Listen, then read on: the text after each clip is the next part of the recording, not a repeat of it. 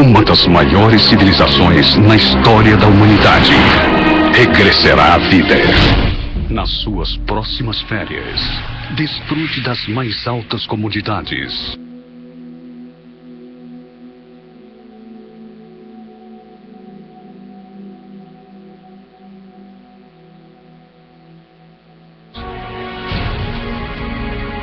A gastronomia mais requintada, imponentes cenários cheios de magia e fantasia. No Peru, Império de Tesouros Escondidos. Não veja o filme, viva-o!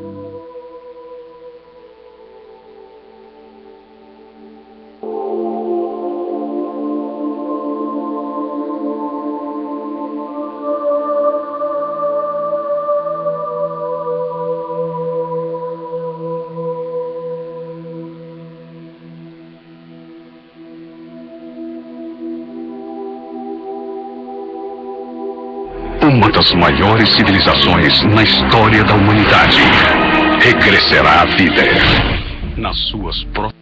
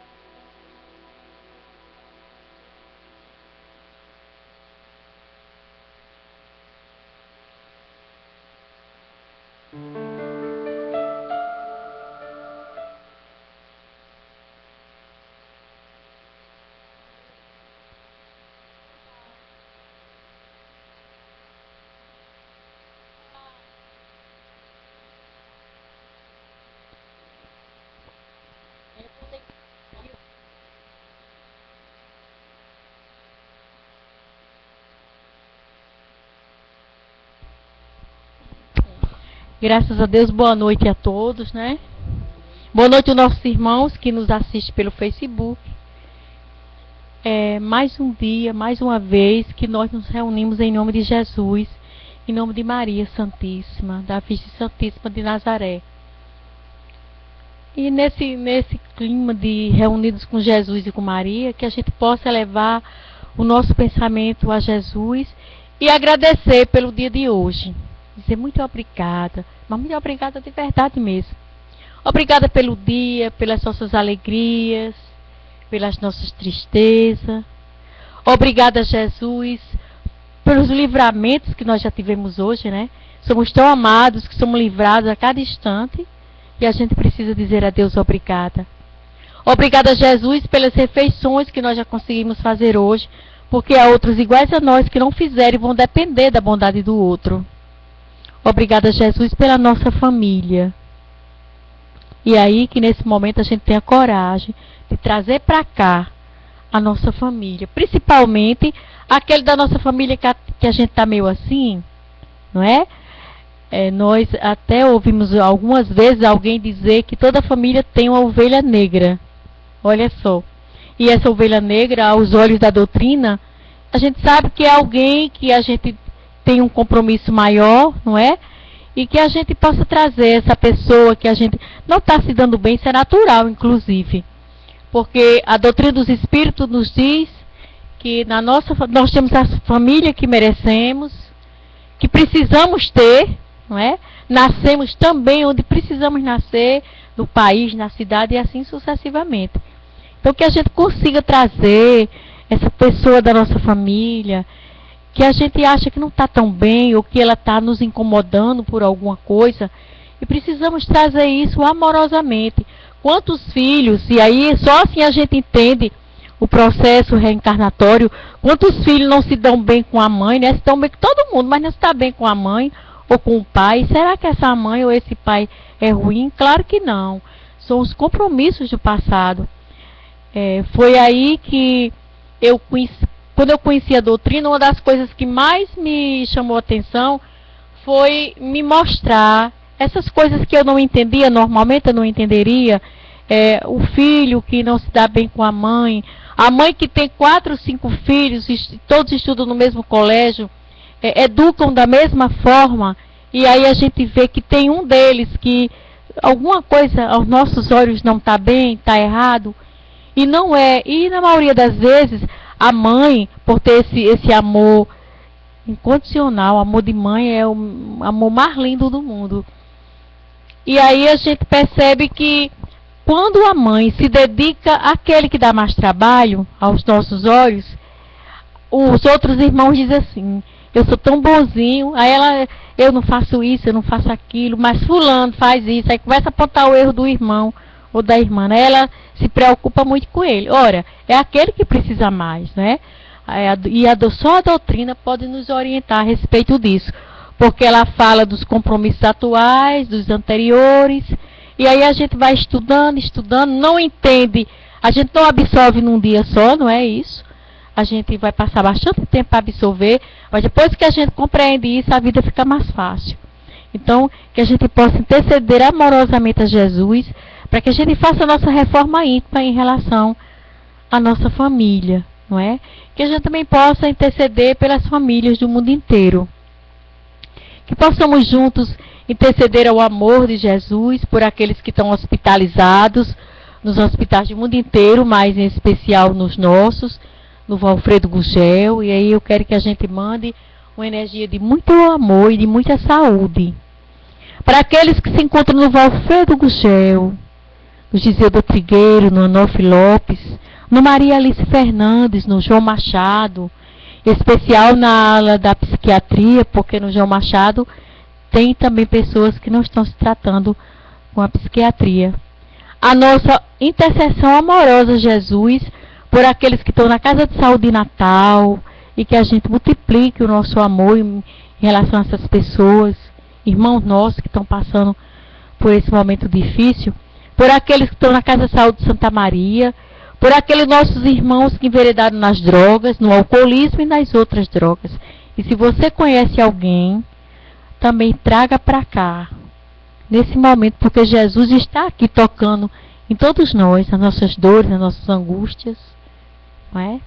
Que a gente possa interceder a Jesus pelos nossos vovôs e vovós que habitam o Leão, que habitam o Julinho Barreto, que habitam o lar do ancião evangélico, o lar São Vicente de Paulo em Ceará-Mirim, e que a gente nesse momento impedir pelos vovôs e vovós que a gente lembre da nossa.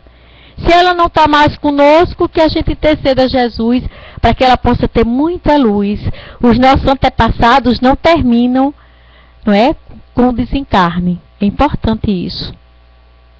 Que a gente possa interceder amorosamente a Jesus pelas nossas vovós e o lado da vovozinha.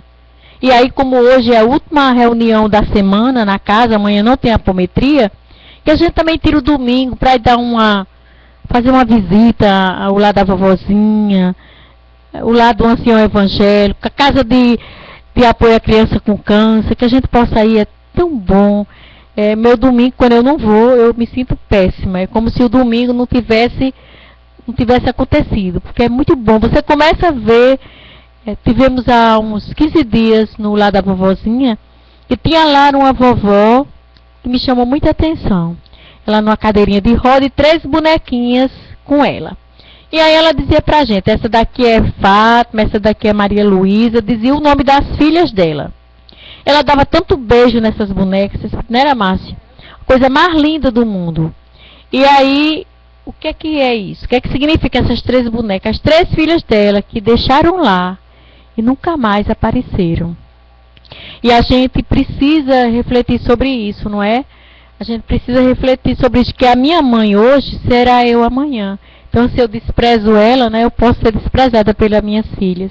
A gente precisa A gente sabe que o idoso não é muito fácil, mas a gente precisa trabalhar isso de uma forma que a gente não faça uma reflexão e não fique pensando assim, meu Deus, por que que eu não... Porque o porquê eu não fiz machuca muito.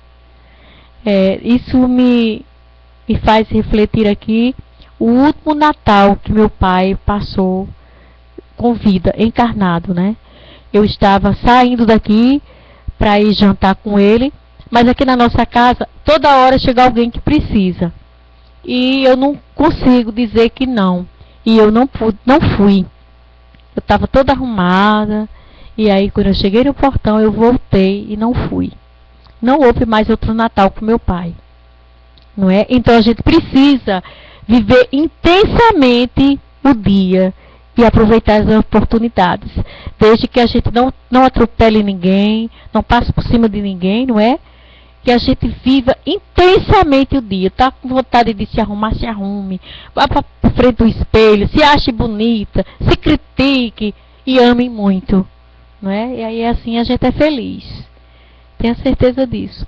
E esse comentário do meu pai, isso muitas vezes eu me pego assim, por que que eu não fui? Eu poderia ter ido, poderia deixar para atender a pessoa depois.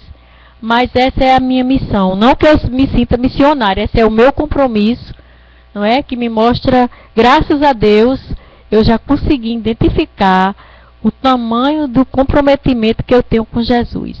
Então é melhor que eu cumpra agora, porque deixar para depois, talvez eu me sinta preguiçosa, não é? Então, assim, também foi para ilustrar o que eu estava dizendo, para que vocês aproveitem o dia, faça tudo o que vocês tiverem vontade de fazer. Não sabe, a vida é muito curta. Meu Deus, eu fico pensando, minha Nossa Senhora, estou bem pertinho de fazer 55. O que é que eu vou fazer da minha vida? Pelo amor de Deus, me dê mais 55, né? Porque tem muita coisa ainda para fazer, com lucidez, como a minha mãe. E vai fazer 89, é danada demais, não é? Então, gente, a gente vai levar o nosso pensamento a Jesus, cantar, orando 2 vezes a oração de Francisco de Assis, espírita canta, tá certo também, né?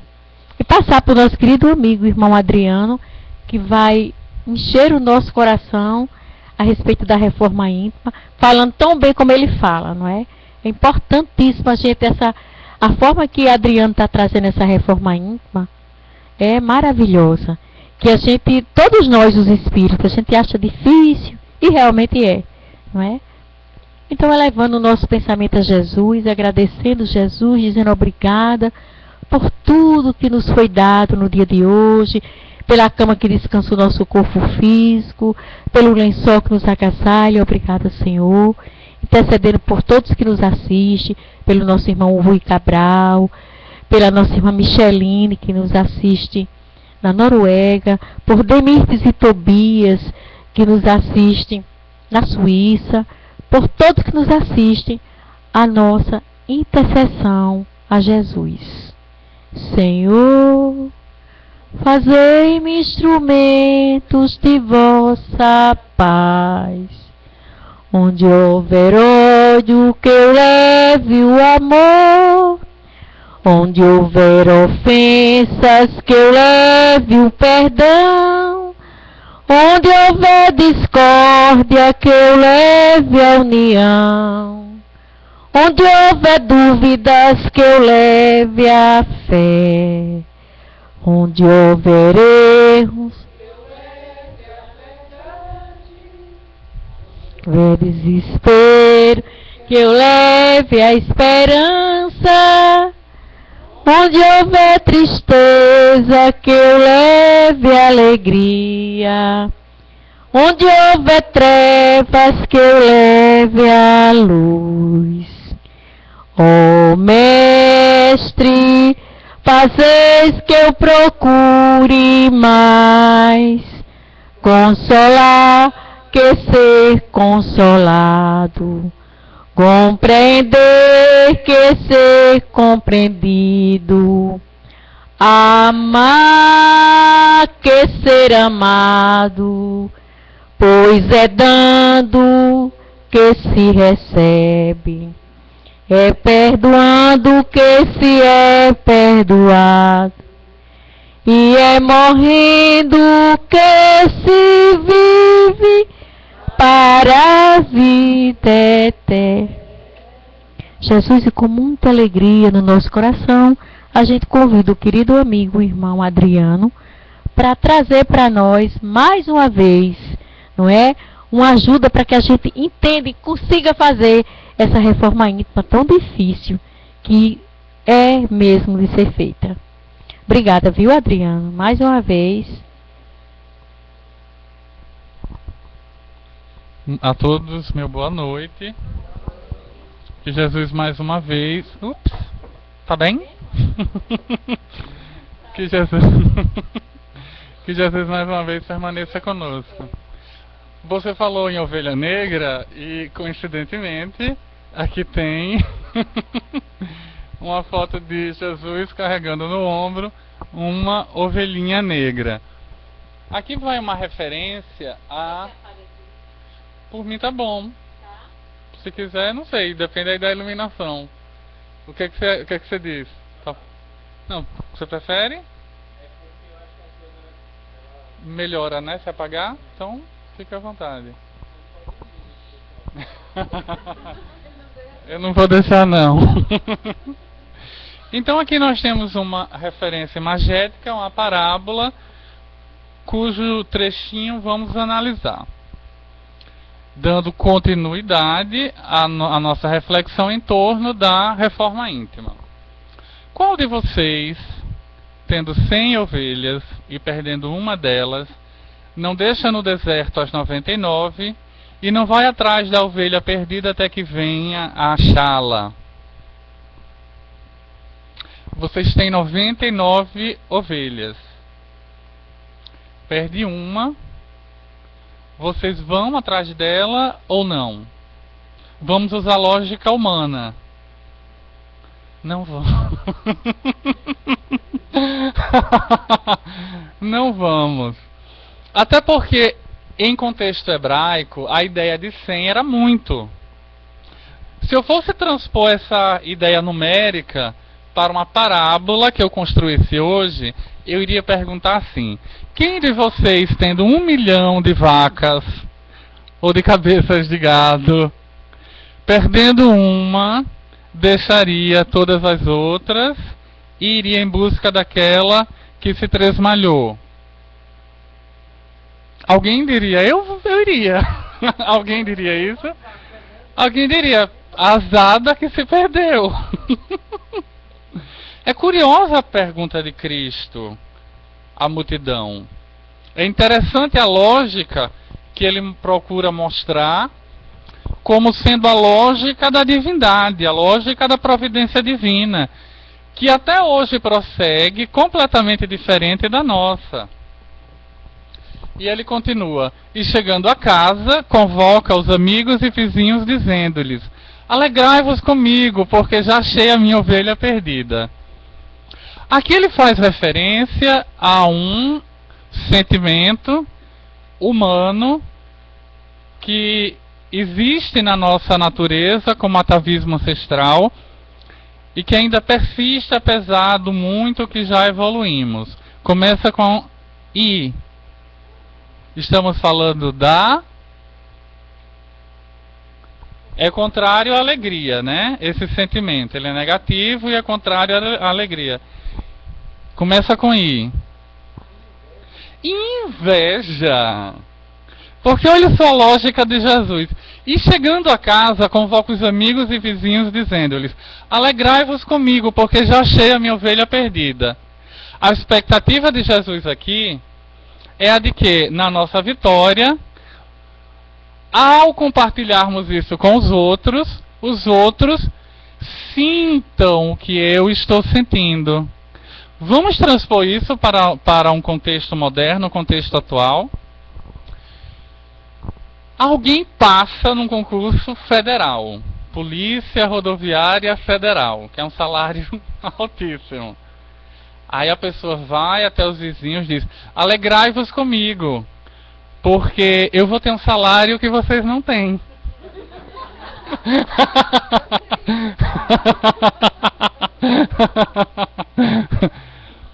Qual o vizinho que vai de imediato se alegrar? Ireni. Tudo bem? Ereni. A inveja. Existe inveja boa, inveja branca? Não, existe inveja. A inveja, como conceituou Santo Agostinho, é uma tristeza que sentimos na alma ante a vitória do outro, ante a conquista do outro com o bem-estar do outro. Isso se repete todos os dias, ainda que não admitamos. Estamos trazendo isso não só porque é pertinente na interpretação dessa parábola, como também faz parte do nosso questionamento inevitável, imprescindível na reforma íntima. É muito difícil, no atual estágio evolutivo, conseguirmos banir absolutamente, de todo, integralmente, os resquícios da inveja, do egoísmo, do orgulho e da vaidade. Sempre fica uma rusguinha, uma côdea, um pedacinho, uma sujeira moral. Você já gosta dessa expressão, Renato?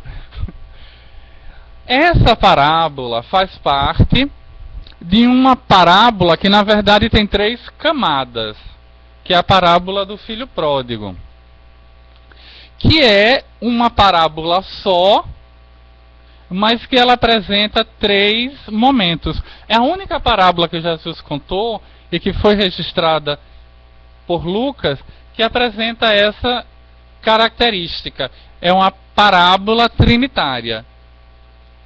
O segundo aspecto da parábola é a mulher que perde uma dracma, que é uma moeda, e que Jesus, na sua narrativa, diz o seguinte: ou, isto é, ele está dando continuidade àquela história da ovelha perdida, qual a mulher que, tendo 10 dracmas, se perder uma dracma, não acende a candeia e varre a casa e busca com diligência até achar.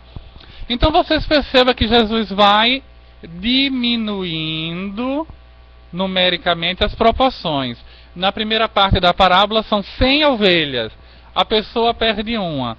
Porque alguém poderia, em ouvindo essa narrativa de Jesus, dizer: realmente, eu tenho 99 e não vou atrás de uma que se perdeu. Aí aqui ele já diminui para 10 dracmas, 10 moedas. E faz referência aqui à figura da mulher. Vamos imaginar aquela mulher na Palestina, na velha Hebreia, com 10 dracmas, com 10 moedas, que seria o dinheiro que ela poderia comprar alguma coisa para se embelezar, para ficar mais bonita, ou para pôr comida dentro de casa. Que geralmente a mulher pensa muito nos seus, na família, em como a família está. Então aqui nós já temos uma proporção muito maior. Se ela tem 10 dracmas e perde uma, é bem diferente de quem tem 100 ovelhas e perde uma. Ela perdeu muito mais. Então, a necessidade dela em achar essa moeda de compra é muito grande. E achando-a, convoca as amigas e vizinhas dizendo: alegrai-vos comigo, porque já achei a dracma perdida. E no terceiro momento ele vai contar a história do filho pródigo. Que aí o pai tem 2 filhos, e todo mundo já deve conhecer a história. Um pede a sua parte da herança, vai desvairar, tresvaiar em terras longínquas e finalmente volta, para que Jesus conclua mostrando qual é a lógica celeste, qual é a lógica da providência divina. Para Deus não importa que existam 7 bilhões de criaturas encarnadas, que na verdade o número de espíritos entre encarnados e desencarnados é bem maior.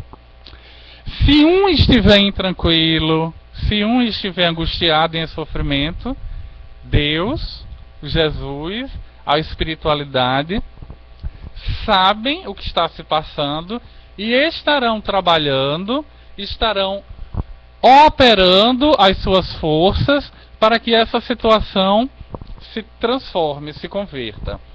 Essa é a lógica que Jesus, na sua parábola, quis que nós entendêssemos, para que jamais nos sentíssemos desamparados, para que mesmo nos sentindo sozinhos no mundo, não nos sentíssemos desabrigados do olhar e das bênçãos celestes.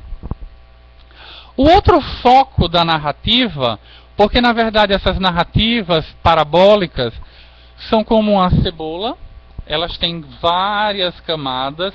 Quanto mais você descebola essas camadas ou vai removendo as camadas, mais material para análise você encontra. Diz respeito ao fenômeno da sincronização emocional, aquilo de que já falamos algumas vezes aqui nas nossas reflexões sobre a reforma íntima. Aí eu recordo também mais uma vez que o grande soco no estômago que Freud deu no século passado não foi falar da sexualidade, não foi falar da libido, mas dizer que nós não somos senhores de nós mesmos, na razão ou na proporção em que achávamos que éramos. Ele vai dizer que nós somos muito mais comandados, muito mais impulsionados pelo inconsciente do que gostaríamos de ser. Por exemplo, alguém vai tomar uma anestesia geral. Alguém aqui já trabalhou como enfermeiro técnico, como enfermeiro, médico, cirurgião, numa sala de cirurgia, tendo uma pessoa anestesiada perto de si? Gente, a pessoa diz tudo aquilo que ela guarda a 7 chaves. É uma tragédia. É uma tragédia. Eu acho que a justiça devia obrigar a equipe médica de enfermagem a usar alguma coisa que os ensurdecessem. Ou então colocar um esparadrapo na boca da pessoa. Porque na hora em que a criatura é anestesiada, ela diz tudo de errado que ela está fazendo. Se está traindo o marido, se está traindo a mulher, se está tirando dinheiro público, o que fez, o que deixou de fazer, e que ela considera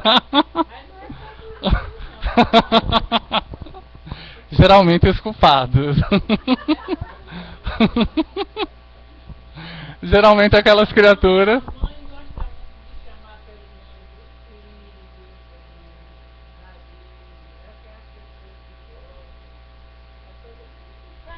A senhora trabalha em sala de cirurgia? Ouviu muita coisa? Graças a Deus. Graças a Deus. Foi nesse sentido que Freud causou um grande desconforto à nossa civilização. Porque nós somos comandados por aquilo que não conhecemos. Que é o inconsciente, exatamente. Nós somos impulsionados, uma grande leva, uma grande soma de energia vem lá do porão da nossa alma e esquenta essa panela que é o nosso ego, que é o nosso eu consciente. E Jesus nessa parábola vai fazer referência ao fenômeno de sincronia emocional, ou seja, inconscientemente nós temos uma tendência a reproduzir as emoções que estão exatamente acontecendo no psiquismo do outro. Já citamos aqui também aquele exemplo bem comum entre os adolescentes reunidos num shopping center, numa festa. Um conta uma piada sem graça, todos riem. Se aquela piada fosse ouvida numa TV, estando um dos adolescentes em casa, sozinho, ele não riria. Mas o inconsciente vai reforçar, através dessas energias potenciais, que ele faz que alcancem o ego, fortalecendo a unidade de grupo, a identidade grupal. É um mecanismo de que se valeu a evolução para que pudéssemos, ainda que não quiséssemos, ou que não pudéssemos entender, contar uns com os outros no nosso processo de sobrevivência e perpetuação da espécie. A partir da década de 90, começam as pesquisas em torno dessa sincronia emocional. E nós vamos encontrar, num trabalho de 1992, a seguinte afirmativa: tendência para imitar e sincronizar de forma automática expressões, vocalizações, posturas e movimentos com os de outras pessoas e, consequentemente, para convergir emocionalmente. Aí nós trouxemos, da última vez em que aqui reflexionamos sobre reforma íntima, alguns vídeos, e um deles, que foi uma experiência de um eminente psicólogo, o Dr. Solomon,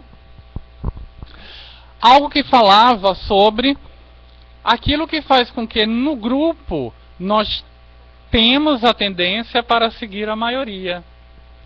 Se a maioria está adotando um determinado comportamento, nós temos uma tendência à conformidade grupal. Nós temos uma tendência a seguir modas. Tem alguém aqui que não segue moda? Ou que acha que não segue? Por que você acha que você não segue moda?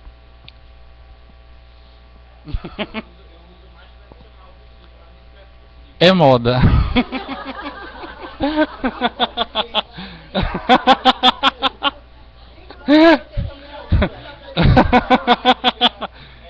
É. Tá sempre na moda, o que você iria dizer.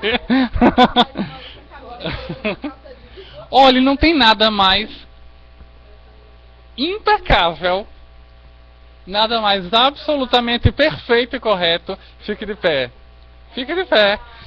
do que calça jeans e camiseta branca. É infalível, você não erra nunca.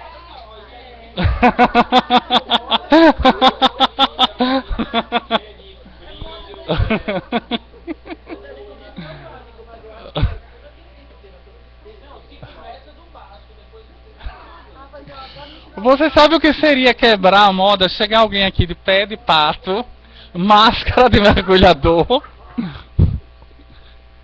aqueles tubos, aqueles tanques de oxigênio, e quando sentar pedir, por favor, traz uma cadeira para eu colocar o meu imprescindível tanque de oxigênio submarino. Isso seria uma ruptura com a moda. Isso seria alguém fugir completamente às tendências, às proposições e normas de uma sociedade. Nós estamos, querendo ou não, dialogando com as normas, com as tendências, seja seguindo-as ou delas discordando. Só que as nossas rupturas nunca são tão radicais. Como nós também não queremos que o nosso seguir essa moda seja completamente aquele determinado. Nós queremos uma certa distância, mas é uma ilusão acharmos que estamos na contramão de tudo que existe. Porque nos regem instintos. Se eu, por exemplo, estou num restaurante morrendo de fome, o garçom, quando passar com a sua bandeja de comida para outra mesa, o que é que aquilo que me fez chegar na condição civilizada em que eu cheguei vai me impedir de fazer? Vai me impedir de meter a mão na comida alheia. Não é porque eu esteja com fome que eu simplesmente vou me levantar e atacar a mesa com comida da pessoa ao lado. Então nós aprendemos no nosso processo civilizatório, no processo evolutivo, a refrearmos os nossos instintos. Um exemplo grotesco. Se eu estou sexualmente excitado, eu não vou atacar a primeira pessoa que passar pela rua. Quem o faz vai para onde quando pego? Cadeia. E se eu atacar comida na mesa ao lado? Isso vai resultar em problema, a expulsão do recinto. Então nós tivemos que evolutivamente refrear os nossos instintos. Nós estamos aprendendo agora, dentro daquilo que a doutrina espírita traz como proposta de reforma íntima, a fazermos muito mais.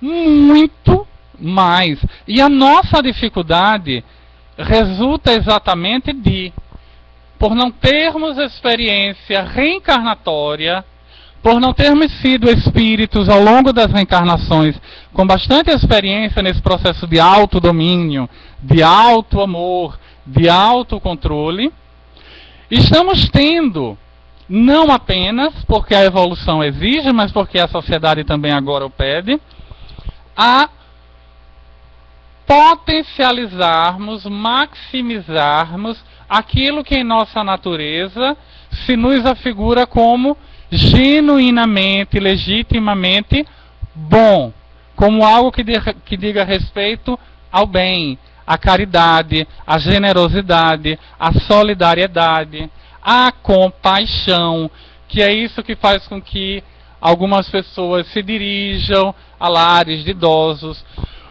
para dar a quem não tem aquilo que elas têm de sobra, que é amor. Eu não dou aquilo que eu não tenho. Muita gente não consegue sair de casa para ir a um orfanato, a um abrigo. Muita gente não consegue dirigir uma palavra educada no trabalho, na vizinhança. Porque traz tantos problemas, tantos conflitos, traz um ego tão desestruturado que realmente custa. Custa sorrir, custa ser afável. Por que eu estou dizendo isso? É para que aqueles que aqui estão e que já conseguem dar esses passos se deem conta de que há muitas razões para que nós possamos dar tapinhas nas nossas costas. Isso em linguagem norte-americana quer dizer para nos felicitarmos, para nos sentirmos bem conosco mesmo. Porque o comum, por exemplo, para quem dirige no trânsito atual, é se deparar com verdadeiras feras famigeradas no trânsito, e que aqui em Natal é caótico. Há um desenho do Walt Disney, de Pateta, um cidadão pacato, tranquilo, que quando entra no carro se transforma numa espécie de besta fera. Alguém já viu esse desenho? Aí quando ele desce do carro, aí ele volta ao normal. É como se o automóvel, que ele é uma extensão da nossa psique, ele se torna, no momento em que nele entramos, uma continuação de nós mesmos, neutralizasse determinadas convenções, determinadas necessidades de sermos melhores do que somos. Aí vemos pessoas dando dedo, proferindo palavrões irrepetíveis, especialmente na casa espírita, matando, esfaqueando, porque os crimes chegam a situações horrendas. O interessante é que algumas dessas pessoas realmente, quando voltam ao seu normal, não se reconhecem. Elas dizem: meu Deus, alguma coisa parece que me possuiu. Aí em linguagem espírita nós dizemos: ai, deve ter sido um obsessor que se aproveitou. Só que não é bem o obsessor, são as forças lá do inconsciente. É aquilo que nós estamos o tempo inteiro empurrando para baixo. E aqui vai uma imagem que Sigmund Freud usou. Por mais que você tente empurrar uma boia para o fundo da piscina, vai chegar um momento em que seus braços vão cansar de fazer força e ela vai subir com toda a velocidade.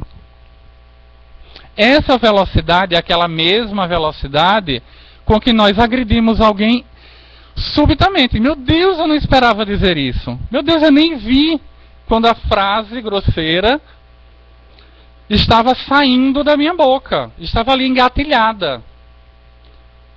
Foi absurdamente impensado o que eu fiz. Pode ter sido impensado. Em verdade, a gente pode usar uma metáfora, uma alegoria para dizer que o ego cochilou. O ego, que é o vigia, ele fica ali vigiando o que é que passa do inconsciente. Nessa hora não conseguiu dar conta daquela coisa enorme. É como se ele fosse pequenininho e a coisa que passou por ele tivesse 2 metros de altura, 3 de largura, músculos enormes. Ele disse: ai meu Deus, não vou segurar. Tá, passe, vá. Seja o que Deus quiser. Nós já lemos na imprensa digital, por exemplo, que uma determinada pessoa, em estado sonambúlico, esfaqueou a sogra e matou. Aí os clínicos disseram: houve um estreitamento da consciência. Pela expressão estreitamento da consciência, entende-se que nesse momento ele perdeu a sua conexão com a realidade. E numa linguagem junguiana, ele foi possuído por um complexo, ou por uma força psíquica. Entretanto, aquilo que o possuiu, mas não tem nada a ver com a possessão espiritual, guarda relação com essa ideia que nós estamos debatendo aqui, de algo que não está sendo trabalhado, de algo que não está sendo visto, de algo que está passando despercebido.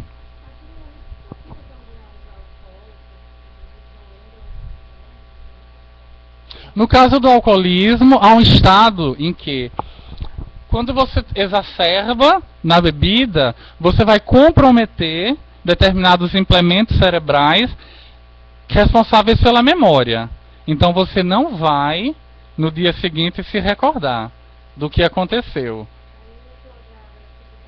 E também porque tudo aquilo que anestesia a nossa consciência, na verdade inibe aquele sensor, aquele juiz que nós temos dentro de nós.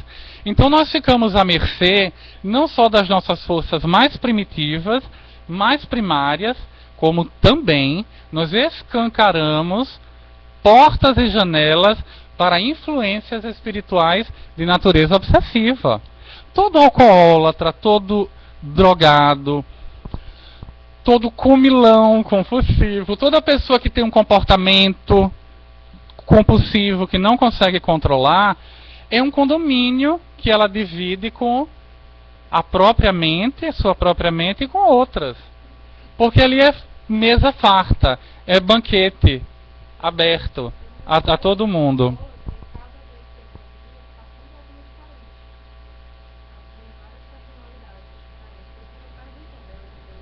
Há um vídeo na internet circulando agora que mostra como as crianças percebem os pais quando bebem.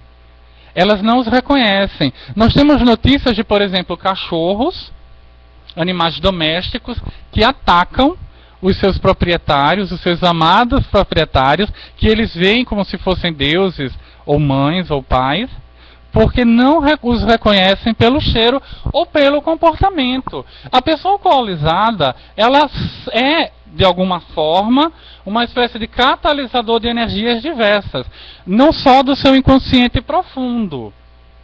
Coisas recalcadas surgem, emergem. É muito provável que na idade em que nós estamos, alguns já tenhamos ouvido falar de pessoas que alcoolizadas disseram coisas que não deveriam, foram agressivas com pessoas com as quais nunca foram quando estavam sóbrias, disseram coisas absurdas, tentaram fazer coisas absurdas.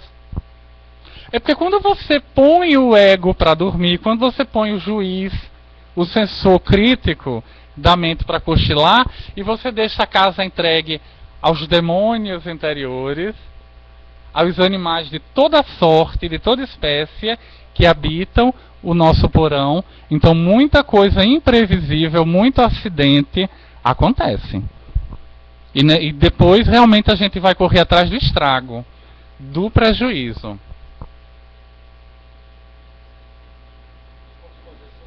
Pode sim, pode sim.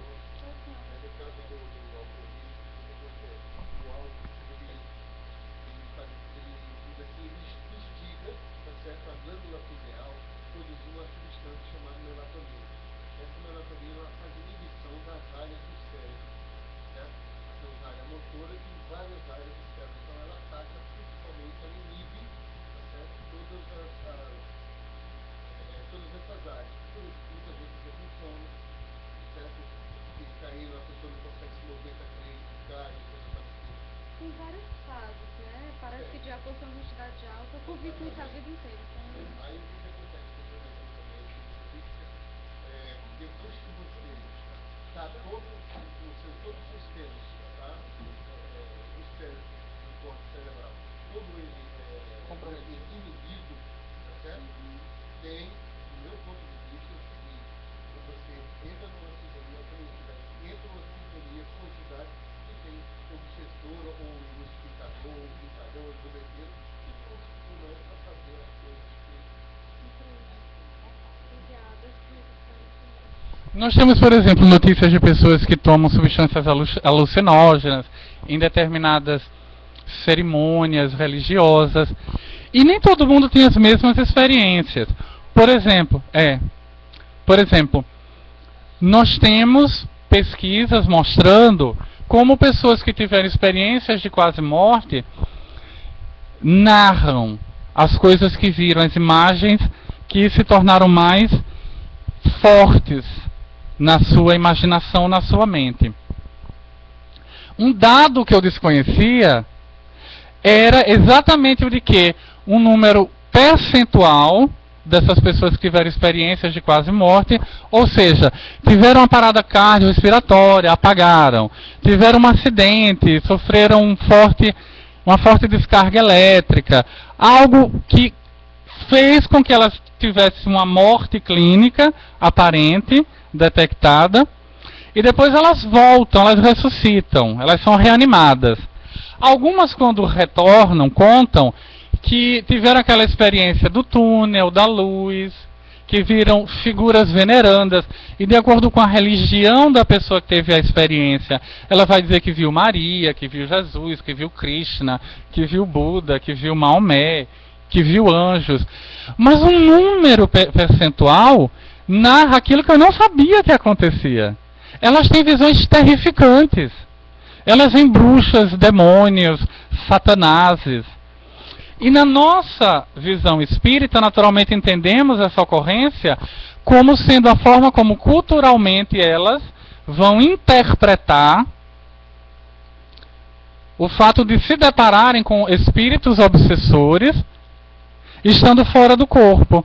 Há um livro psicografado por Divaldo, ditado por Manuel Filomeno de Miranda, que tem uma desencarnação estarrecedora. Tratava-se de um senhor que, durante a sua experiência carnal, havia sido muito cruel com seus funcionários, com seus empregados da fazenda, e na hora em que ele está desencarnando, os obsessores soltam vários espíritos sob forma de lobo, naquilo que a gente chama de licantropia, para tornarem o processo desencarnatório dele mais doloroso. Porque a morte é uma cirurgia. E só passa por uma boa cirurgia quem tem mérito. Quem fez por merecer. E como ele colecionou um número grande de vítimas, de pessoas que o odiavam, encarnados e desencarnados, alguns que não o perdoaram se valeram daquela situação para malsiná-lo mais ainda, para atormentá-lo. E ele vai arrancado do corpo, ele tem o resto dos seus fluidos vitais vampirizados, e toda aquela situação causa nele uma dor tão aguda, tão lancinante, que eu quase fechei o livro. Tão vívida foi a capacidade do autor narrando aquela situação. E voltando à compaixão, a neurocientista brasileira Suzana Herculano Rosel define compaixão da seguinte forma: na compaixão, nosso cérebro atua como se fôssemos nós a sofrer. Imagine alguém passando por uma rua, vê uma criança com muita dor, chorando, fragilizada, vulnerável, caída. Na hora em que, especialmente as mulheres vão passar por ali, o arquétipo da mãe, aquela mãe interior que tem todas as mulheres, tem nos homens também, vai mobilizá-las para que elas cuidem daquela criança, para que elas socorram aquela criatura. Quando nós não conseguimos desenvolver compaixão, quando nós não temos compaixão pelo sofrimento das pessoas que moram conosco, pelos amigos, quando não temos compaixão pelos animais, é sinal de que evolutivamente nós estamos encrencados. Nós estamos encrencados. No sentido de que a compaixão, conforme vários pensadores espíritas, e não apenas espíritas, mas o Dalai Lama, o próprio Buda já dizia isso, Jesus fez referência a isso várias vezes, é um dos pontos mais altos da evolução. É um dos estados emocionais mais superiores. Há um tipo de pessoa que não consegue sentir compaixão. Nós os chamamos de psicopatas. Porque os psicopatas são psiquicamente indivíduos danificados. Então eles são capazes de torturar, de matar, de realizar tudo aquilo que há de mais sombrio e cruel na natureza humana, sem se pôr no lugar do outro. Porque muitas vezes, quando nós discutimos com alguém em casa, no trabalho, na vizinhança, no restaurante, na quitanda, na mercearia, seja onde for, nós ficamos extremamente desconfortáveis, ficamos extremamente arrasados. Porque a consciência fica dizendo, você não agiu bem. Porque poderia ter recorrido a uma saída melhor do que a da agressividade. É a isso a que nos desafia a evolução. A transubstanciarmos as nossas forças psíquicas em algo sempre criativo. E criativo hoje tem cor, sabor e textura de amor, de bondade, de coisa coletiva, de coisa boa para todos, daquilo que faz bem a todo mundo. Quando algo é bom só para mim e é ruim para o outro, há um problema. Houston, we have a problem. Tem algum problema aí.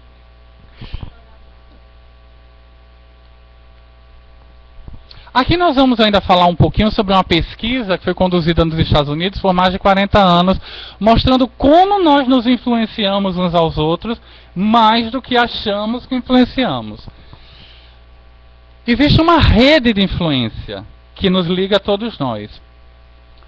Como as características e atitudes dos seus amigos mexem com você. Nós vamos nos escandalizar com o que vamos ver aqui. Obesidade. Quando uma pessoa conhecida fica obesa, nós temos uma chance de ficarmos obesas também. Vocês sabiam disso? Vocês acham que isso funciona como? Vamos pegar um exemplo bem prosaico, bem comum. Você tem um casal magrinho, aqui não vai nenhum julgamento de valor em relação a quem é magro e quem é gordo. Nós vamos até uma coisa corriqueira. Duas pessoas magras se casam. Aí a gente viaja, vai para fora, volta 5 anos depois. Há uma chance de nós encontrarmos aquele casal em que condições? Um pouco mais rechonchudinhos. Por quê? É verdade ou é mentira que algumas mulheres, até encontrarem um marido, conseguem colocar um monte de cadeados na boca? É verdade ou é mentira? Não, isso é mentira, gente. É verdade? É verdade que uma mulher pode fazer muito sacrifício até pegar um besta, ou até encontrar um marido. É verdade? Por quê? Por quê?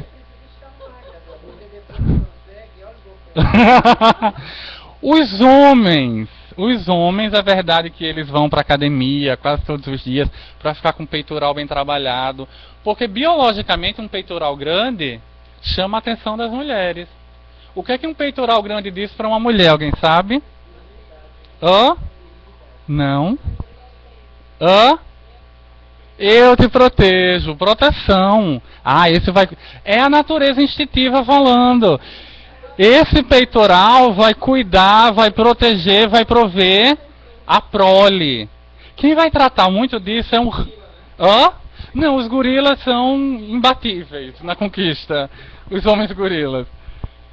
Quem vai tratar disso especificamente é um ramo da psicologia chamado psicologia evolutiva. É novo e ele vai explicar, por exemplo, por que algumas mulheres se sentem irresistivelmente atraídas por homens bem mais velhos. Alguém acha que é interesse? Levante o braço. Pode falar. Alguém acha que é a figura do pai? Nenhuma coisa nem outra, segundo a psicologia evolutiva.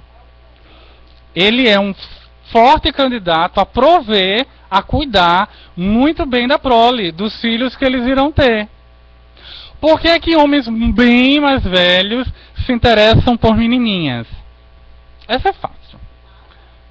É porque as menininhas são bonitinhas, novinhas. Não. Fertilidade. Porque a natureza diz para eles: ali nós vamos gerar muitos rebentos, nós vamos dar continuidade à espécie. Parideira, né? Uhum. Então há uma série de mensagens que o nosso inconsciente coletivo... Eu lembro que toda pessoa tem ciência, né? E meu marido era bem mais velho que eu. E eu percebia que ele ficava muito vaidoso. Dizia que eu estava grávida. Você é tranquila com as filhas. Você é tranquila. Então vamos aqui. Um estudo feito na Universidade Harvard... Primeiro ele foi pai com 58 anos. Para ele era o máximo. Um estudo feito na Universidade Harvard prova que não basta vigiar a balança. Fique de olho também nos seus amigos. Eles têm uma influência enorme sobre o seu peso. Se o seu amigo é obeso, você tem o melhor amigo, aquele com quem você sempre sai. Você tem mais 45% de risco de ficar obeso. Por quê? Isso é lógico. Por quê?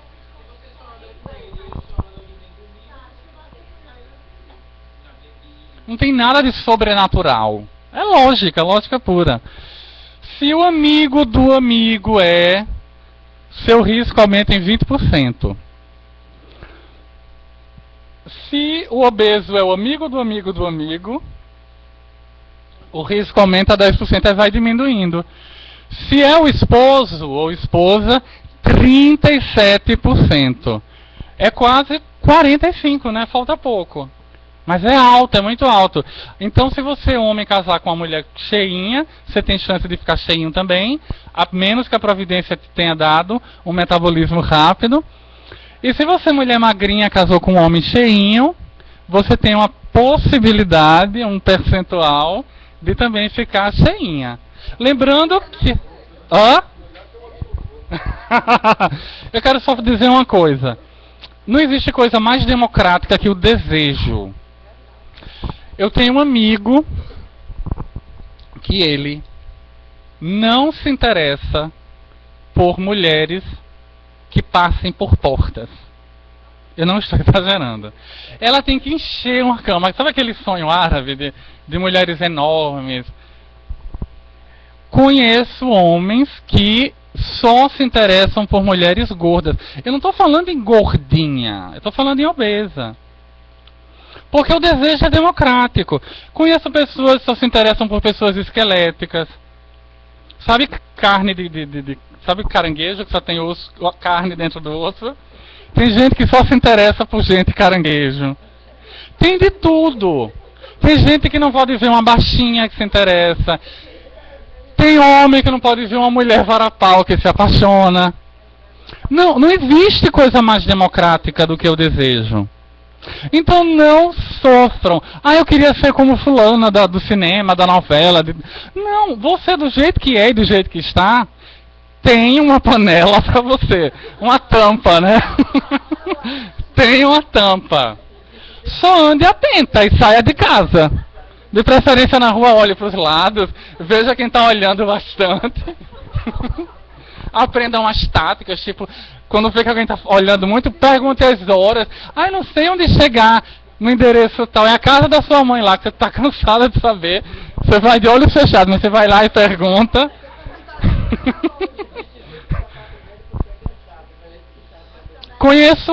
Eu já conheci adolescentes que não se apaixonam por pessoas da mesma faixa etária. É sempre por gente mais velha. É incrível.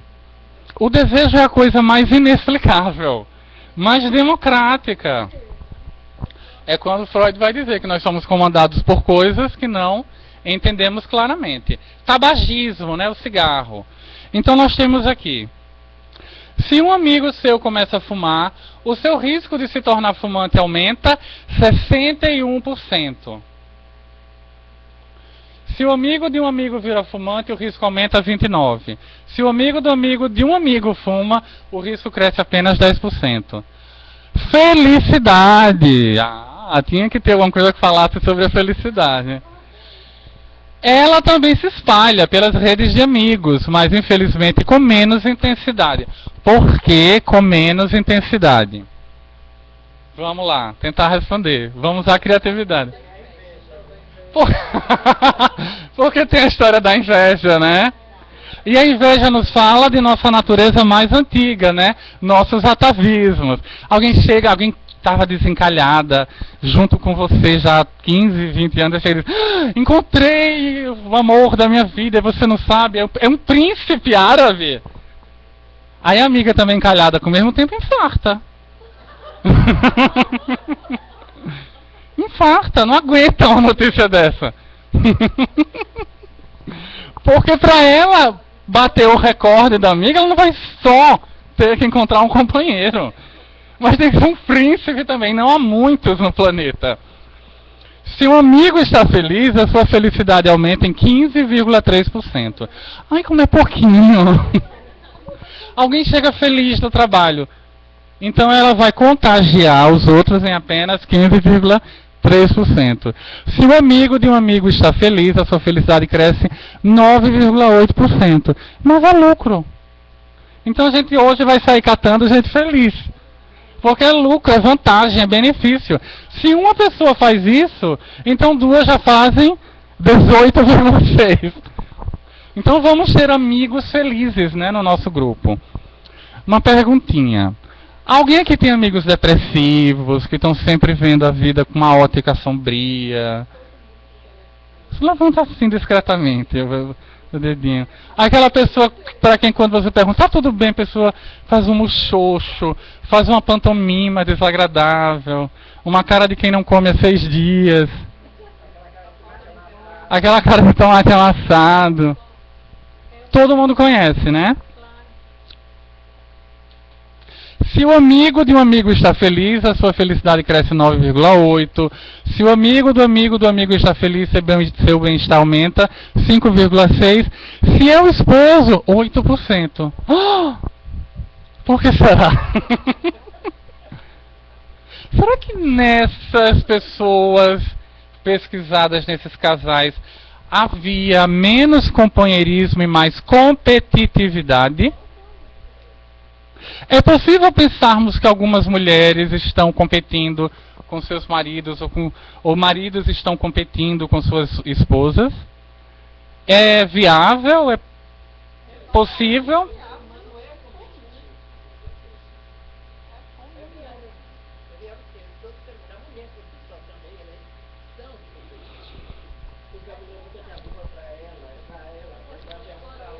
Nós não éramos competitivos até um certo tempo.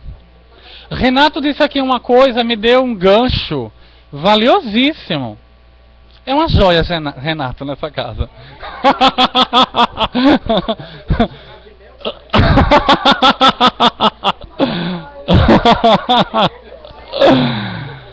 Porque nós nem sempre, historicamente, fomos competitivos. Há um marco, há um momento em que, historicamente, nós passamos a encarar o outro como um adversário, um concorrente. Tem a ver com o surgimento, né, da propriedade privada, capitalismo, o mercado de trabalho ficando cada vez menos acessível, exigindo maior qualificação. Essa coisa todo mundo sabe e que não vamos entrar aqui nesse assunto para não deprimir. Vamos manter o ritmo do diálogo alegre. Então nós estamos, enquanto movimentos religiosos, porque não é apenas a doutrina espírita, o movimento espírita, tentando resgatar a solidariedade. Imagine se uma pessoa competitiva vai num domingo sair de sua casa para ir a um abrigo de idosos, ou no orfanato, ou fazer um bem a alguém. Ela vai procurar maximizar na sua vida aquilo que pode ser melhorado para competir. As pessoas que fazem o bem, as pessoas que vão prestar serviços gratuitamente, estão na contramão dessa loucura competitiva que hoje domina a nossa sociedade. Já vi cabeleireiros reservarem um dia a cada bimestre, trimestre, para cortar cabelo. Aí vai a uma escola pública ou vai a um abrigo. Conheço pessoas que periodicamente vão cortar as unhas lá no Juvino Barreto. Conheço uma massoterapeuta que periodicamente vai fazer massagem naquelas velhinhas mais surradas pelos reumatismos. Como é seu nome? Pode falar, Silene.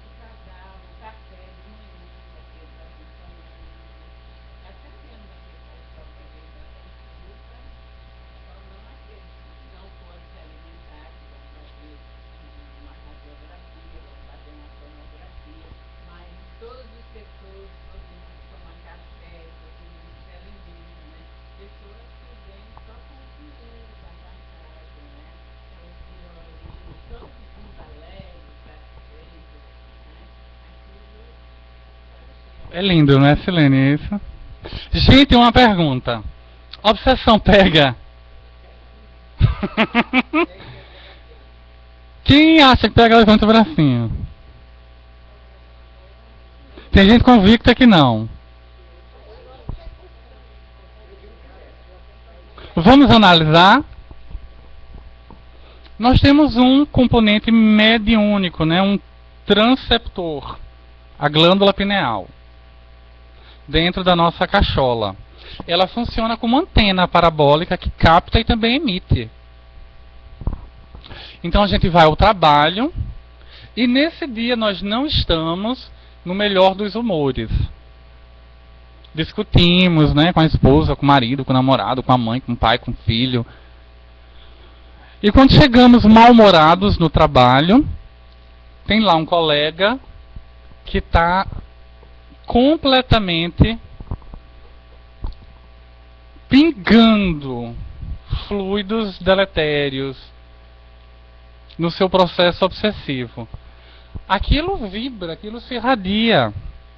Aquilo não fica fechado na aura do seu portador. Se no nosso mau momento de humor nós sintonizarmos com aquela irradiação, é provável ou não que nós sincronizemos emocionalmente? Bem provável. É Kardec quem vai dizer que obsessão pega, não sou eu. No sentido de que, vamos definir obsessão, conforme o Pentateuco kardeciano, as obras de Kardec, a obsessão é uma influência perniciosa, geralmente exercida por um espírito inferior. Um encarnado pode obsidiar outro encarnado? Um encarnado pode obsidiar um desencarnado? Pode. Aquela pessoa que não aceita o que já morreu e fica, ai, por que você se foi? Me deixou dívida, eu te amava tanto. E por aí vai. A lista de queixas é infinita. Um espírito obsessor pode influenciar uma grande comunidade? Pode. Um número muito grande de encarnados pode obsidiar um desencarnado? Pode. Então, há muitas lateralidades nessa equação, há muitas variáveis. E, infelizmente, e exatamente porque nós somos desconhecedores das muitas coisas que estão lá no porão do nosso inconsciente, nós não sabemos qual é a bola da vez, é que nós podemos sincronizar emocionalmente com alguém perturbado, seja ele desencarnado ou encarnado. Aí aqui a gente faz uma ponte com a parábola de Jesus no início da nossa fala. A gente faz uma ponte com aquilo que falamos de Freud e a sua proposição do inconsciente como aquilo que nos conduz, embora não gostemos de nada de que isso se dê. Avancemos. Em 1937, na Universidade de Harvard, começou o maior estudo já realizado sobre a saúde humana. O projeto, que continua até hoje, acompanha milhares de pessoas, voluntários de todas as idades e perfis, que têm sua vida analisada e passam por entrevistas e exames periódicos, que tentam responder à pergunta: o que faz uma pessoa ser saudável? A conclusão é surpreendente. O fator que mais influi no nível de saúde das pessoas não é a riqueza, a genética, a rotina nem a alimentação. São os amigos. Os amigos. É o que vai nos influenciar mais para a felicidade. Os espíritos também nos vão informar que as forças de sintonia funcionam da seguinte forma: igual atrai igual, semelhante atrai semelhante. Na Terra a gente se mistura um pouco, mas no plano espiritual não. Você vai andar com os seus pares. Você vai lá estar com os seus iguais. Mas aqui é difícil de a gente operar essa triagem. Até porque nós não vivemos nessa pretensão. Quanto maior a diversidade ao nosso redor, pessoas assim, pessoas assadas, maior o nosso lucro. Maior o nosso aprendizado. Inclusive, o Livro dos Espíritos vai situar a evolução como condicionada a uma coisa. A uma única coisa: convivência em sociedade. Aquela pessoa que se isola, aquela pessoa que foge dos amigos, aquela pessoa que foge dos familiares, aquela pessoa que está sempre na contramão dos outros, estagna, congela no tempo. Ela simplesmente determina que parou de crescer. E o que geralmente dá um impulso estimulador naquele processo evolutivo que congelou, começa com dor. Chama-se dor, sofrimento. A gente tem duas possibilidades: evoluir pelo amor, pela boa vontade, pelo livre-arbítrio. Eu quero, eu vou. E a gente pode crescer sendo mordiscados por cachorrinhos que nos vão tangendo para a frente, por sofrimentos que nos vão tirando do lugar em que nós insistimos em criar raízes. Então, isso aqui nos aponta não apenas para o cuidado que devemos ter na escolha dos amigos encarnados, como também no cuidado que devemos ter com o nosso templo de Deus, né, o nosso espírito, que exatamente vai selecionar os amigos, as companhias desencarnadas. Isso não significa que eu vou excluir pessoas que eu considere tresloucadas, do meu convívio. Mas que eu não vou ser ingênuo. Porque Jesus exatamente conviveu com todo tipo de pessoa. Jesus viveu exatamente fazendo tudo aquilo que não se podia fazer no seu tempo. Andava com publicanos, que eram os cobradores de impostos, hebreus, judeus super detestados no país, com prostitutas, porque as mulheres, só por serem mulheres, já não eram boas companhias. Imagine as prostitutas. Andava com pessoas de toda categoria. Mas para cada uma delas, ele dava o seu melhor de si.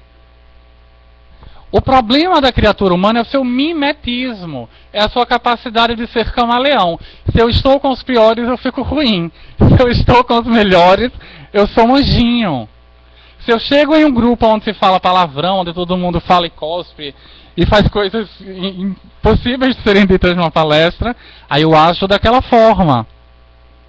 Aí se eu estou com os espíritas puritanos, oi? É o que Joana de Ângeles vai chamar de homens espelho, ou mulheres espelho. Eu reflito o que está na minha frente. Se eu estou diante de pessoas equilibradas, eu me pinto, eu me maqueio, eu me finjo de equilibrado. É diferente de ser equilibrado. O que é que você acha? Muito bem.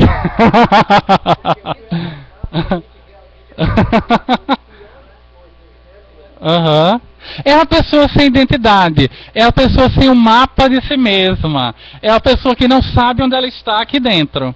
Porque ora ela é aquela pessoa, ora ela é o outro amigo, ora ela é o marido, ora ela é a esposa.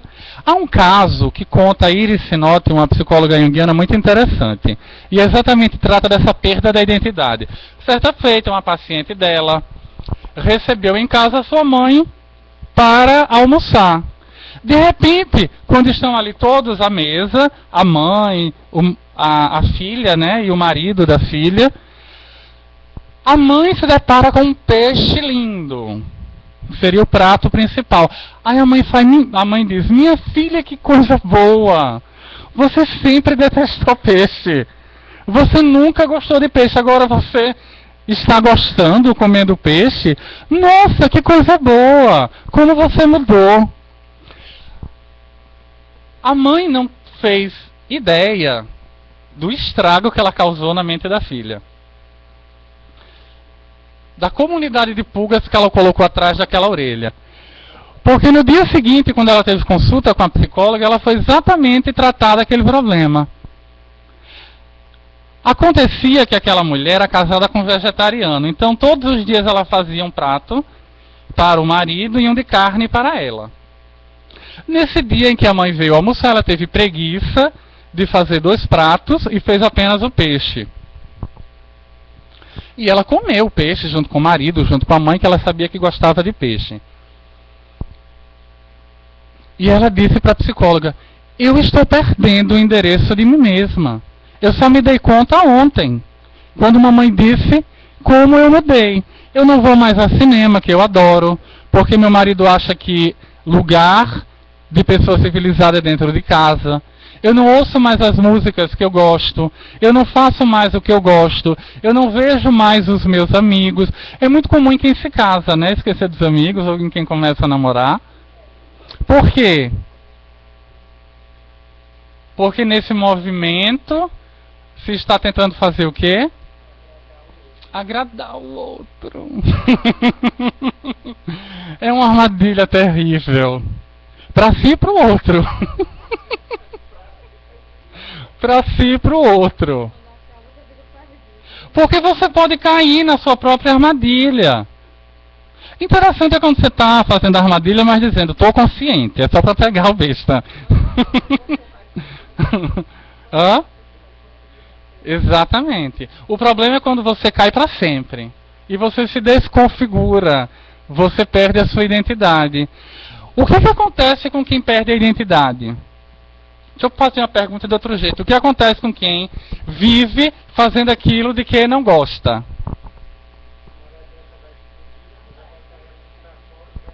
Vai somatizar, vai ter artrite, reumatismo, câncer, mal de Alzheimer, vai envelhecer mais rápido, o cabelo vai cair, a pele vai ficar horrorosa. Porque o prazer e a alegria não são só estados da alma ideais, são alimentos para o espírito. Cazuza dizia que a coisa mais perfeita é a alegria. São alimentos. Um exemplo, a gente fica muito tempo sem ver uma pessoa querida, quando revê a pessoa, se a gente tiver com fome, o que acontece com a fome? Passa. Se tiver com sede, o que acontece com a sede? Se tiver com dor, o que acontece com a dor? É um anestésico, é um elixir. A gente está com fome, com sede e com dor, vem uma pessoa chata. O que acontece com a fome, a sede e o sono? Aumentam. A gente é capaz de praticar canibalismo e comer o outro. Dizer, licença, me presta aqui seu braço. E come a carne, bebe o sangue. Porque a alegria é alimento para a alma. Faz bem para a imunidade. Deixa o corpo atento, energizado. Porque nós somos energias. Nós não somos um composto, uma argamassa celular que está funcionando por enquanto. Há energias que nos movem. E essas mesmas energias podem estar contra ou a nosso favor. Dependendo de quê? Das nossas emoções e dos nossos sentimentos. Aqui nós temos Lindsay Lohan. Faz lista em que cita 80 amigos para se afastar após reabilitação. Por que nós trouxemos isso? A Lindsay Lohan foi para as mídias diversas várias e tantas vezes por causa de abusos químicos, bebeu embriagada, patati, patati, patatá. Muito jovem, e o excesso de farras e festas fez com que ela acelerasse o processo de envelhecimento e descuido com a aparência e consigo mesma.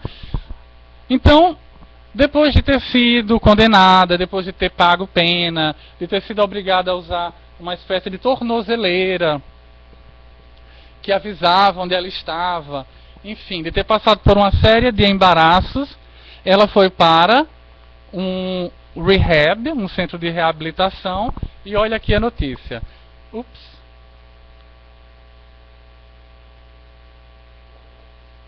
Lindsay Lohan parece estar decidida a deixar os problemas para o passado. De acordo com o site TMZ, a atriz de 27 anos elaborou uma lista com os nomes de 80 pessoas das quais pretende se afastar após deixar a reabilitação em agosto. Isso é desse ano, viu? Ó. Julho de 2013, não é notícia tão velha assim não.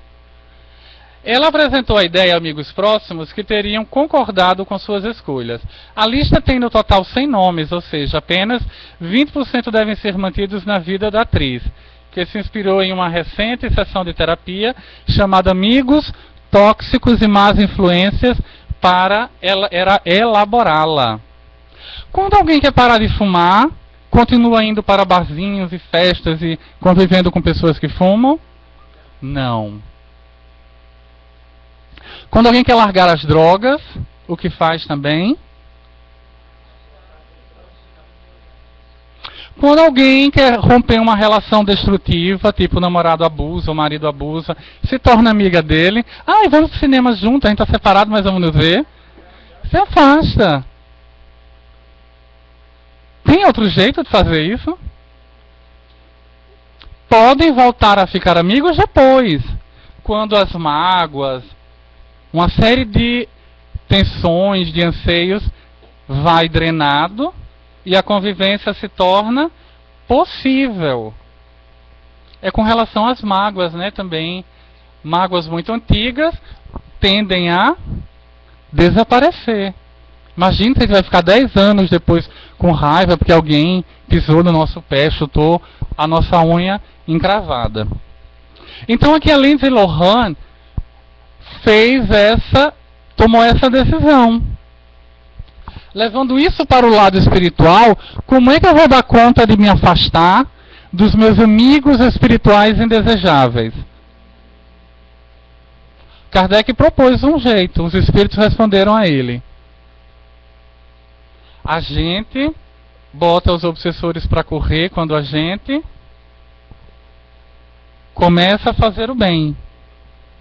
O Espiritismo é uma doutrina centrada em possibilidades ético-morais, que consiste em um axioma crístico extremamente conhecido: fazer ao próximo aquilo que quereis que se vos façam.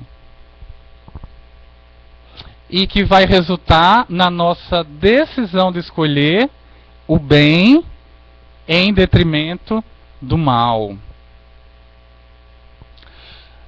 E uma coisa muito importante, que não vamos dar conta hoje de tratar, mas vai ser só o iniciozinho para o nosso próximo encontro, é que a gente precisa conhecer cada boi que tem dentro do nosso íntimo. Nem tudo que a gente sente em relação a si ou ao outro, a gente sabe dar nome. Primeiro, porque não estudamos isso na escola. Segundo, porque durante a nossa vida reprimimos, recalcamos muita coisa. Às vezes a gente já deve ter ouvido, ou experiência própria, uma frase assim: eu não sei o que eu sinto em relação a fulano ou a cicrana. Eu não sei se eu gosto. Eu não sei se eu estou apaixonado ou apaixonada. Eu não sei se ele me pediu ou ela me pediu em namoro, mas eu não sei se eu vou aceitar. Porque eu não sei se o que eu sinto é forte o bastante. Ele pediu ou ela para se casar comigo, mas eu não sei se o que eu sinto é o bastante. Fulano quer sair comigo. Eu não sei se eu aceito, é só para um jantar no restaurante, um programa bem católico. Mas eu não sei se eu digo sim, porque eu não sei se o que eu sinto vai corresponder às expectativas da pessoa. Já passou pela cabeça de alguém aqui algo nesse tom? Claro, né? Ninguém aqui está criado numa jaula no fundo do quintal. Então as emoções, de alguma forma, nos comandam. Tem diferença entre emoção e sentimento? Vamos experimentar, ver quais são essas diferenças. Qual seria uma diferença básica entre uma emoção e um sentimento? Culpa seria o quê? Amor seria o quê? O amor seria um sentimento, a culpa, vamos dizer, complementar. A depressão também está depressiva. Também, vamos dizer, Tô gostando. a fraternidade é um sentimento, vamos dizer, menos. Quando eu fui ler a esse respeito, você quer falar?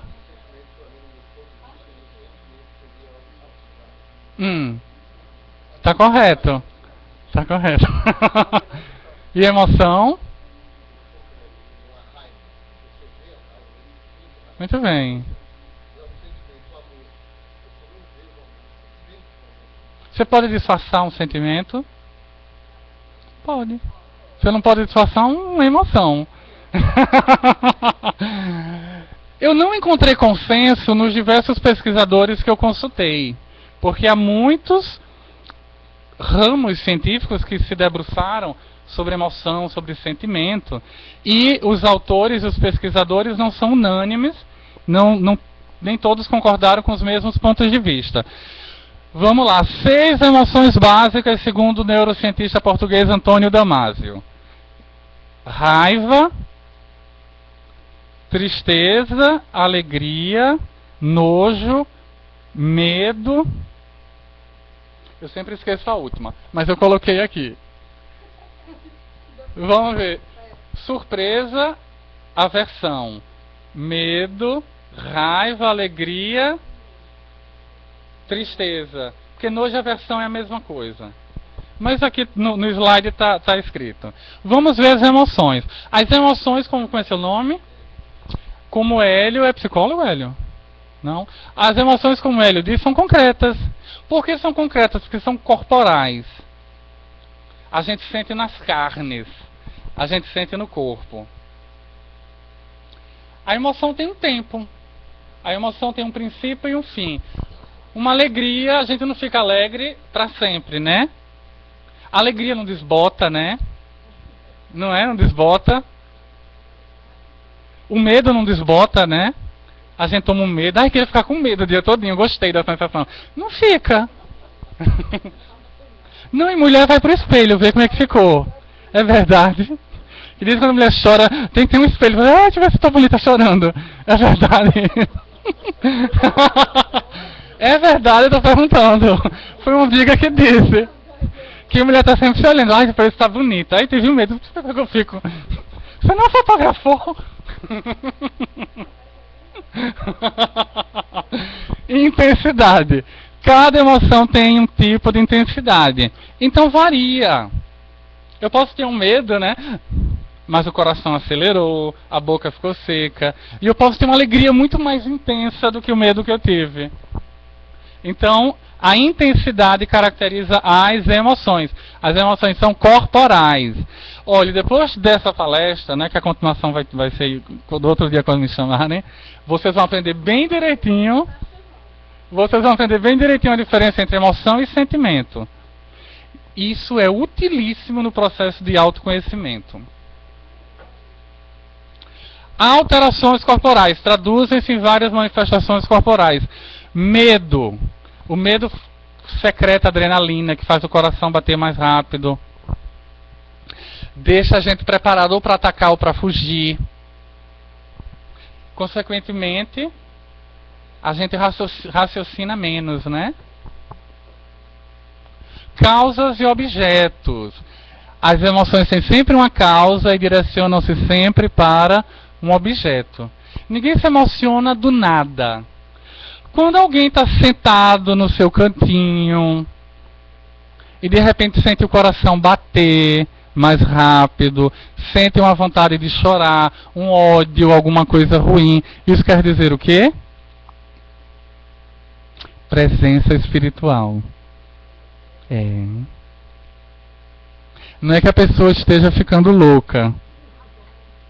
É presença espiritual. Por quê? Porque na hora em que a glândula pineal capta aquela presença estranha, ela vai mobilizar todo o encéfalo que vai responder através de reações. Não, eu só citei um exemplo. Você pode sentir uma paz muito grande. Mas infelizmente existe. Silene, né? Infelizmente existe.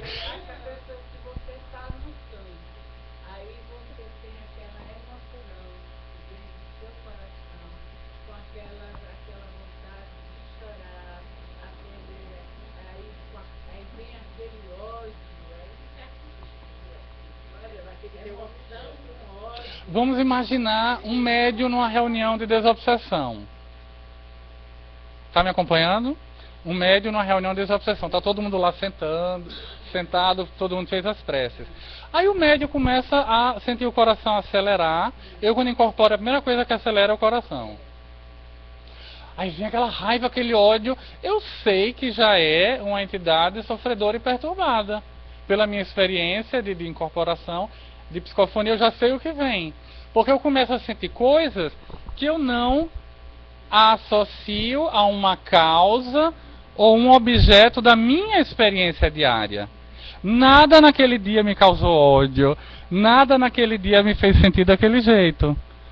Então eu estou tendo, na reunião mediúnica, um processo de incorporação. Entendeu? Você está numa mesa de desobsessão. Sim. Você está, por exemplo, na sua casa, e você está fazendo uma oração, você está fazendo uma meditação,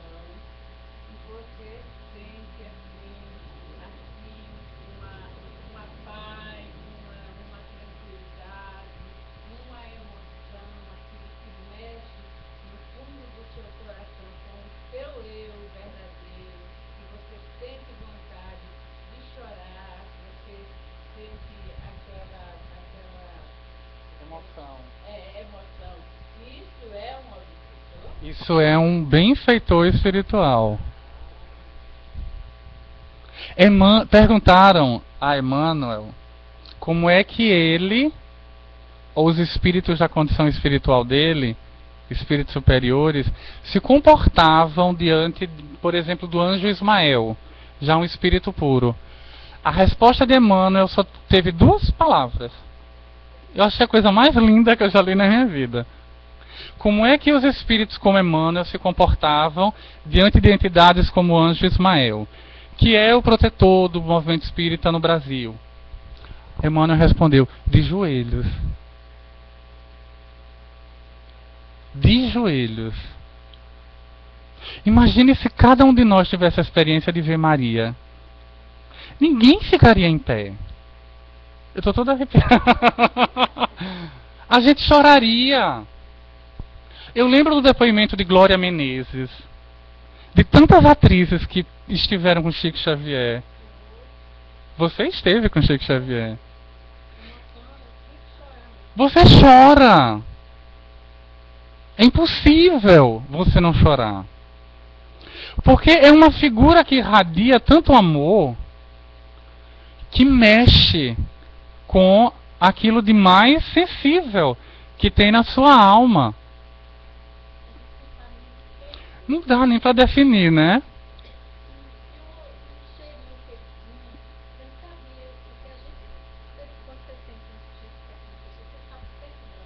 É.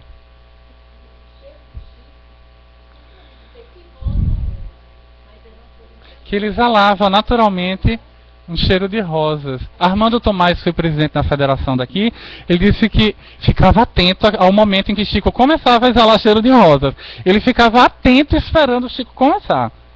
E de repente ele sentia aquelas lufadas de cheiro de rosas.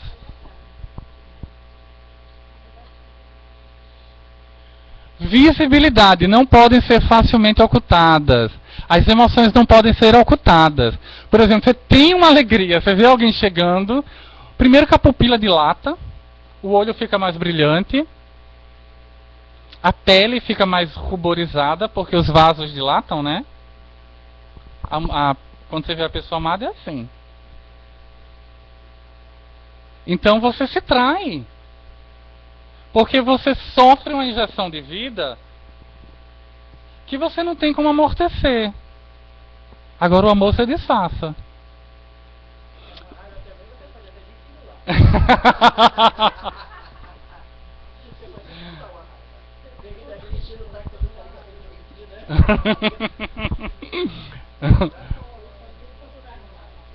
Há pessoas que são verdadeiros termômetros emocionais. Nem elas sabem como elas conseguem fazer leituras emocionais. Às vezes nós achamos que estamos disfarçando, só que não estamos. Porque nós contraímos músculos no rosto que traem a nossa emoção. E você sabe qual é, muitas vezes, a explicação para aquilo que nós chamamos de intuição? O cérebro ancestral. Às vezes uma pessoa chega até nós com um sorriso até aqui. Mas a gente sabe que ela não está sendo sincera. Ela está sendo falsa. Porque o cérebro mapeou o rosto dela e ele faz isso com uma habilidade fantástica. E ele percebeu que determinados músculos ou micromúsculos se contraíram e ali a pessoa esboçou aversão, antipatia. Só que isso não vai para o consciente. A gente não se dá conta. Aí imagine quando a pessoa é médium, que aí o guia chega e diz: isso daí não gosta de você não, viu?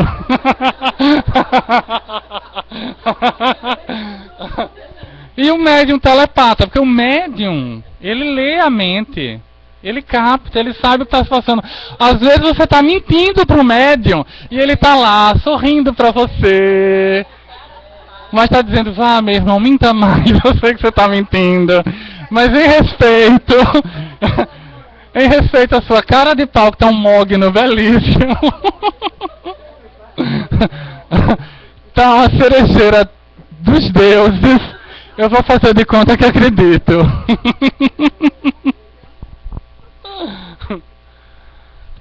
polaridade, podem ser positivas ou negativas, não há emoções neutras, ou elas vão para cima ou vão para baixo, porque elas mobilizam o nosso corpo, as emoções, elas tiram a gente do sério.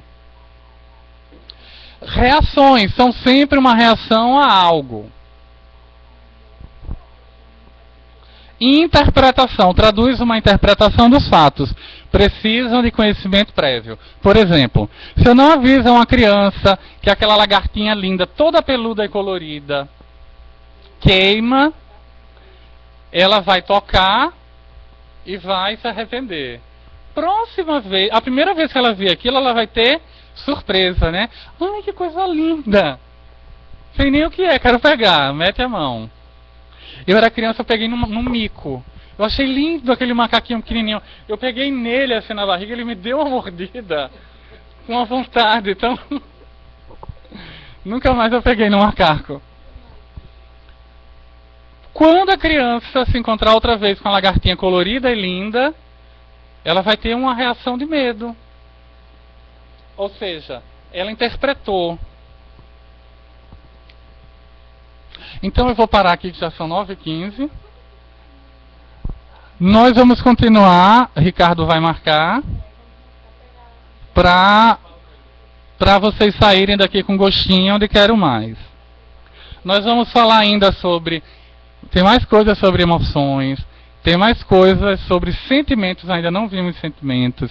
Nós vamos ver a importância de conhecermos os sentimentos e aprendermos a dar nomes às coisas que acontecem da nossa pele para dentro, porque elas influenciam a nossa vida social, a nossa vida psíquica, também da pele para fora. Então a todos, obrigado pela paciência, muita paz, que Jesus nos abençoe. Então vamos fazer a nossa prece, né, de encerramento, vamos ficar confortáveis na cadeira.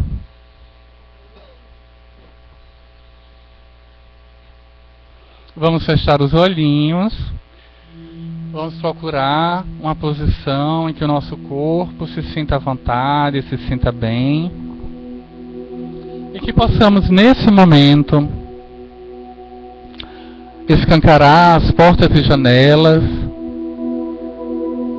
da nossa alma, para que Jesus nos penetre o ser, trazendo luzes novas, removendo todas as impurezas, todas as mazelas, todos os desconfortos, tristezas, angústias, inseguranças, medos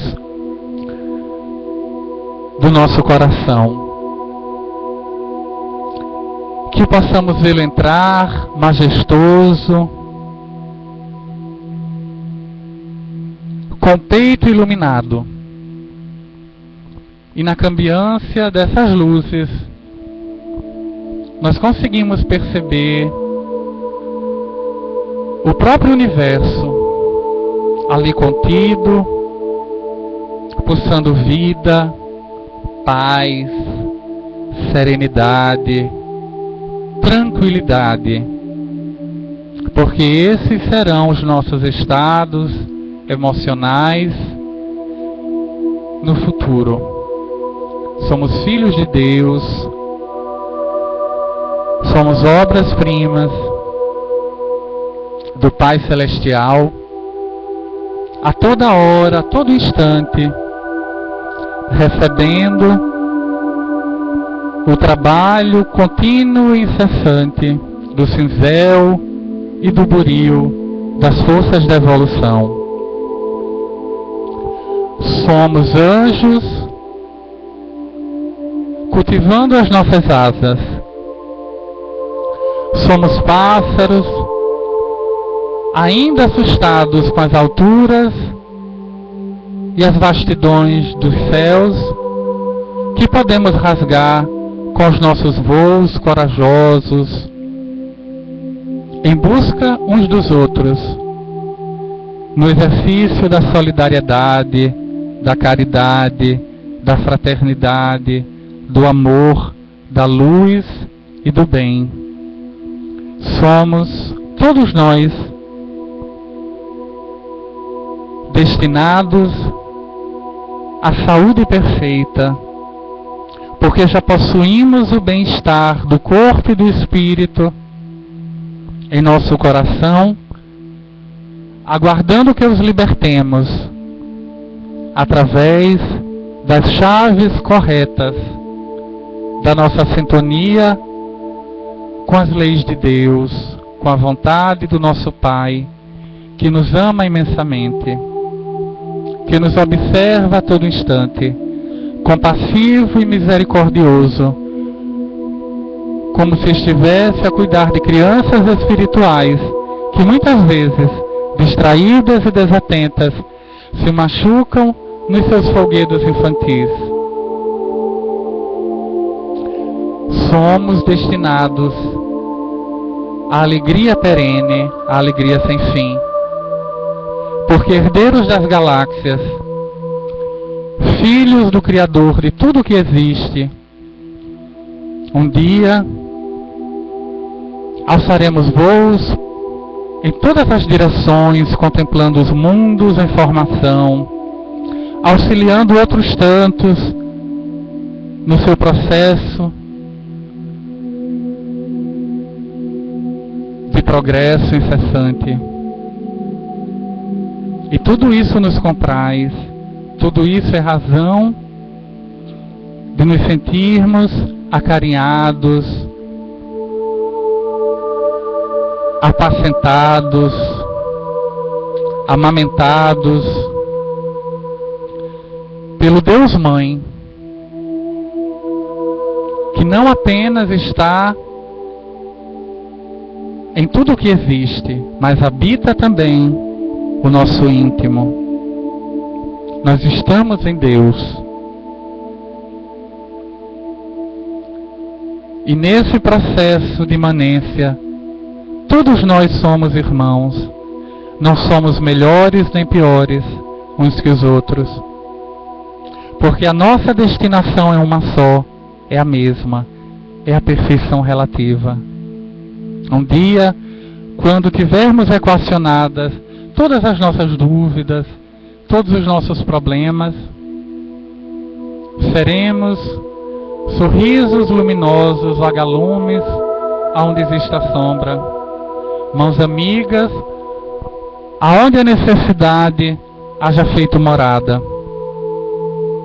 Por isso, Senhor Jesus, diante dos tantos infinitos tesouros que já existem dentro de nós, aguardando que mergulhemos mais profundamente nas águas de nós mesmos para resgatá-los, é que nos sentimos ditosos, felizes e venturosos, porque o teu olhar se derrama, qual cascata pura e límpida, refrescando-nos o calor, a canícula, nos momentos em que a emoção se exacerba e se descontrola. Vem ter com cada um de nós, irmão sublime, dá-nos as mãos, leva-nos para mais uma viagem de paz e de serenidade pelos mundos afora. Somos teus irmãos também. Necessitamos da tua luz, que sempre nos guia, que é sempre o nosso farol. E gostaríamos de encerrar esse momento de prece e meditação, agradecendo pelas luzes com que o Evangelho nos ilumina a trajetória nesse planeta. Agradecemos o carinho, a tutela fraternal, a sustentação moral e carinhosa dos nossos benfeitores e guias espirituais, que nas nossas horas de angústia e de desvalimento colocam-se ao nosso lado, intuem-nos com bons pensamentos, restauram-nos, revigoram-nos as forças físicas e espirituais, para que não venhamos a desfalecer no exercício e no cumprimento das nossas tarefas que nos cabem realizar nesse mundo. Se conosco, Senhor, abençoa todos nós, aos nossos familiares, aos nossos amigos, aos nossos adversários espirituais, a todos que guardam relações diretas ou indiretas conosco, sejam boas ou ainda negativas. Porque em Ti, Senhor, Somente encontramos paz, amor, alegria, serenidade e plenitude. Que em nome de Deus, nosso Criador, em teu nome, e rogando a proteção dos benfeitores da vida maior, possamos encerrar essa noite de bênçãos e de muita paz, com muita alegria e muita fé em nosso coração. Que assim seja.